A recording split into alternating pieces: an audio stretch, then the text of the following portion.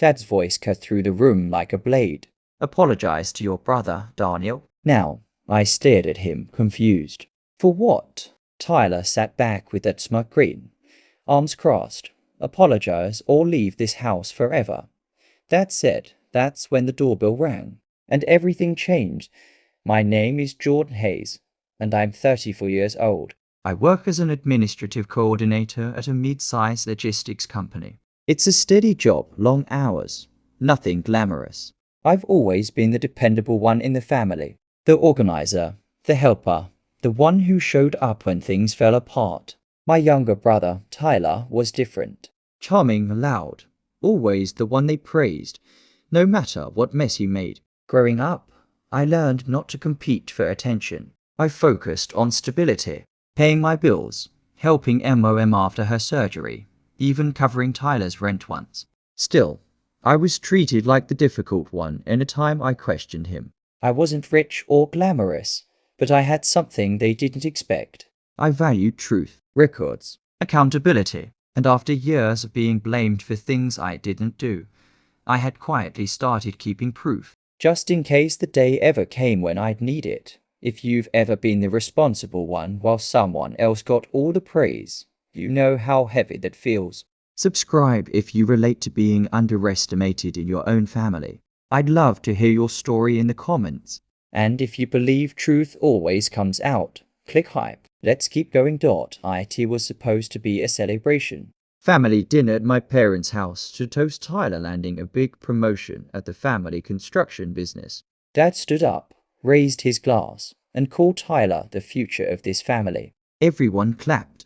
I smiled politely, sipped my water, and waited for the night to end.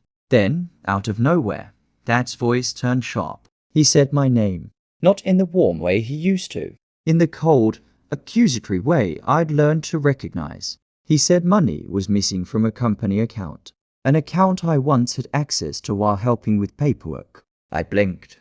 I haven't touched your accounts in 2 years. Tyler leaned back in his chair, shaking his head slowly. I didn't want to believe it either. Then my stomach dropped. Dad told me to apologize to Tyler for jeopardizing his reputation. I refused. The room turned hostile. Mom started crying. Relatives whispered. Dad stood up and gave me an ultimatum. Apologize or leave the house and never come back. I stood up, hands shaking, and walked toward the door. And that's when a police officer entered, asking for my father and mentioning an ongoing financial complaint tied to the family business. Within days, I was locked out of family group chats. My access to shared financial documents was revoked without explanation. Tyler told relatives I was under investigation. Nobody called to check on me. Nobody asked for my side. At a cousin's birthday party the following week, Tyler made a joke in front of everyone. He said I was good with spreadsheets, especially when stealing. People laughed. Some looked uncomfortable, but no one defended me. I left early, hands clenched around my car keys. Then came the legal notice. Dad's lawyer sent a formal demand for repayment of the missing funds. It threatened court if I didn't comply within 30 days. I read it 3 times, alone in my apartment, the paper trembling in my hands. I nearly broke. I lost sleep. Anxiety clawed at me every morning. But something didn't add up. The numbers they accused me over didn't match the last records I remembered. Instead of collapsing, I started reviewing everything I still had saved. Quietly, patiently, building clarity while they celebrated my downfall. What they didn't know was I never delete files. Years ago, while helping Dad digitize company paperwork, I created secure backups of financial ledgers. Not out of suspicion, just habit. But after Tyler joined the business, I noticed unusual withdrawals and duplicate vendor payments. I flagged them back then and was told to stop overthinking. I kept copies anyway. Emails, scanned checks, authorization signatures, and one late-night voicemail Tyler left the accountant, angry about needing extra cash flow covered. I hadn't used any of it until they accused me. That's when I realized I didn't just have proof of my innocence. I had evidence that could expose exactly who had been draining the company accounts. I reached out to Mr. Collins, A former operations manager Dad had fired years ago after a dispute with Tyler. He agreed to meet, and he wasn't surprised by my story. He revealed he'd suspected Tyler of falsifying invoices before being pushed out. He still had archived supplier communications contradicting Tyler's reports. Together, we compared documents.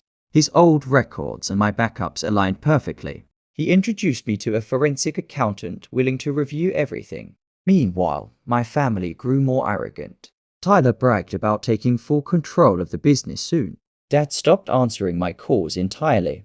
They thought silence meant guilt. What they didn't realize was that every day they ignored me gave us more time to build an airtight case.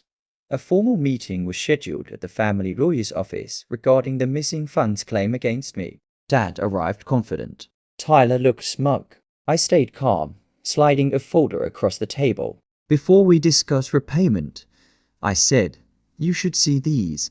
The lawyer reviewed bank trails, duplicate payments, and forged approvals, all tied to Tyler. Tyler laughed it off until the forensic accountant entered. Then the police officer from that dinner night stepped in again. He confirmed an active fraud investigation, now backed by new evidence.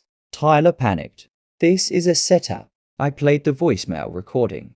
His voice filled the room. Dad's face went pale as authorities explained the scale of financial misconduct.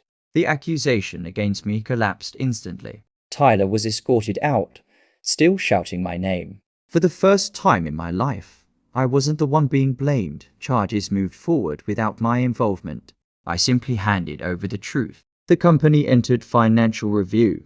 Dad tried calling me daily, but I didn't answer right away. When we finally spoke, his voice was smaller than I'd ever heard it. He apologized, but not just for the accusation, for years of favoritism, for never listening. I accepted the apology, but I didn't move back into the family circle. I focused on my own life, my career, my peace, my independence, because clearing my name wasn't the real victory. The real victory was realizing I never needed their approval to know my worth.